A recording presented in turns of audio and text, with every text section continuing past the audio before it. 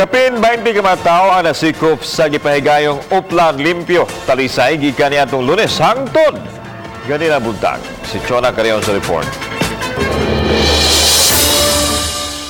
Dungan sa kasaulugan sa kapistahan sa Dakbayan sa Talisay, milingkod usab ang bagong hepe sa kapulisan sa Dakbayan. Gipahigayon dayon ang Uplan Limpyo Talisay umas na ilang one-time big-time operation. Unom ka tawo nga giingong nagpat session ang nasikop. Samtang 16 usab ka mga tawo ang nasikop, gumikan ka nasakpan sa akto nga nagsugal. Usa si Ann Cortez nga igo na lang sa pagmahay nga mulorgahay unta siya karong hapon sa kauluhan. Katura gyud kayo na kay pista rin sa Talisay kahuman maadto na misa. Marid nang tami ba? Oh, despedida rin nga kami manok na ang kauban kanisa kay lagyan sa Dabi.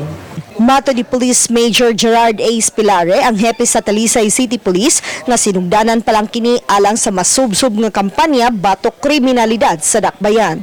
They were originally conducting anti-gambling operations, then nakita nila nga na pat session. Uban ni rin Antiquiniones, Chona Carrion, Balitang Bisdak.